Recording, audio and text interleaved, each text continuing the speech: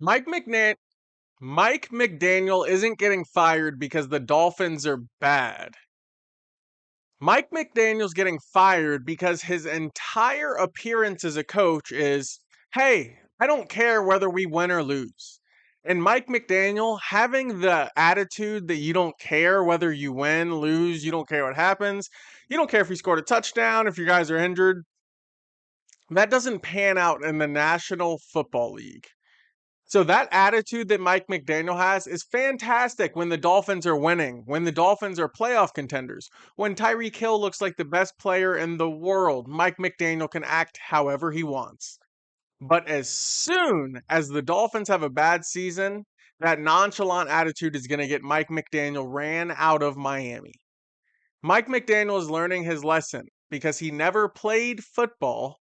He was unqualified to have the job to begin with. Mike McDaniel never had college experience. He was a walk-on. Never actually played college ball.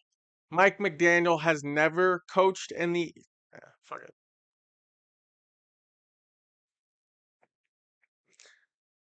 So don't you think a guy who has no football experience, once he was gifted the head coaching job of an NFL organization, would at least act like he cares to be there?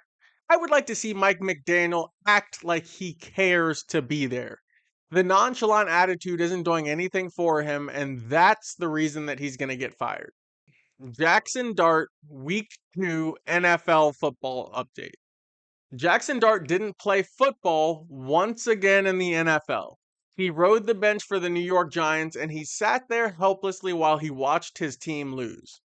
But what Jaxson Dart did do, he posted 10 filtered Instagram photos. Every single photo had a filter. He also posted 2 Instagram posts. One was an ad, filter photos, and then he posted over 15 Instagram stories. So tell me this, do you think Jaxson Dart is worried about his NFL football career? Or do you think Jaxson Dart is more focused on fame and finding a way to monetize finally having a public image? Jaxson Dart isn't serious about football, and that's okay. We accept that. But nobody needs to be telling, but we don't need to be, but nobody needs to be talking about Jaxson Dart as an NFL quarterback. He's not. Jaxson Dart is the New York Giants NFL mascot.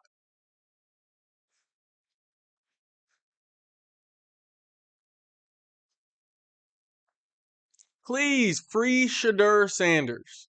Shedeur Sanders could start on 10 NFL football teams right now, but he's buried on the bench of the Cleveland Browns. Shedeur Sanders came in preseason. He showed that he was exactly who he was in college on the field in terms of performance.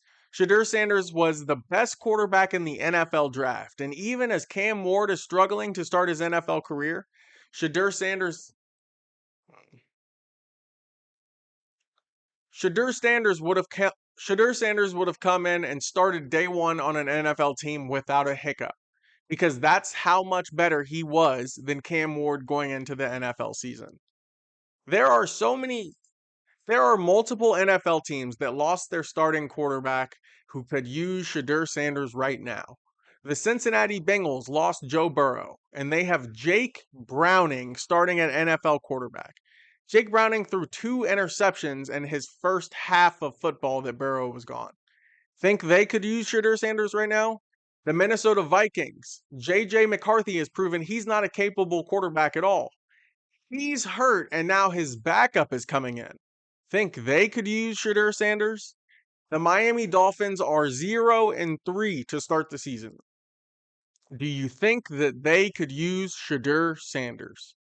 Shedeur Sanders would be a day one NFL starter on 10 teams. But because of politics, we're not going to get to see Shedeur Sanders play football the entire season. And the NFL is going to hope that you forget about him.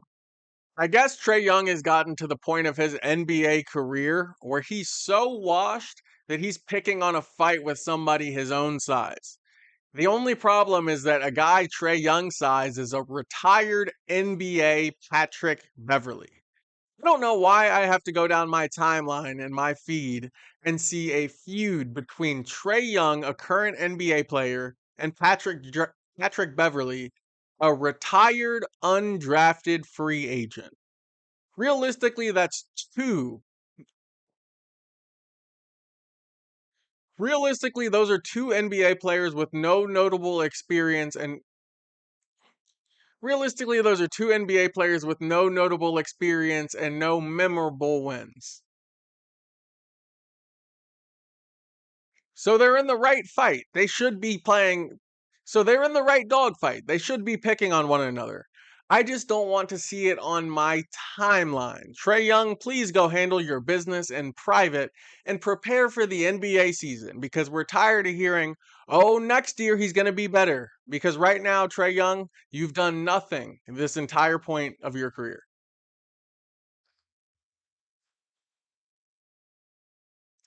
LeBron James conducted an entire interview to brag about how everything that he wears is free. And he's not expecting you to think that it's cheap or he got it at Walmart. LeBron's bragging about how he has $1 million items that he can wear for fun, for luxury, all of the time, throw away, wear once, and not care about. And he set up a full interview so that he could tell you, I am LeBron James and I don't have to pay for any of this stuff. LeBron James is getting to the point of his career where he will do anything for public attention, even if that means that he is to start going on interviews with Speedy to get cameras on him in the offseason. LeBron's farewell tour is coming up very soon, and it's notable because of things like this. Why is LeBron James doing a YouTube interview with Speedy, bragging about how he has free socks and shoes? Every time they ask Dana White, how much do you pay your UFC fighters? He says, that's between me and them. I promise I pay you my guys enough. They're fine. And sometimes I just think, oh, maybe his guys are fine because they never say anything about it. Canelo and Terrence Crawford made more money in one fight than the entire UFC roster. And UFC is much bigger than boxing at this point in time. Dana White is taking all of the money for UFC for himself, and he's barely compensating any of the fighters.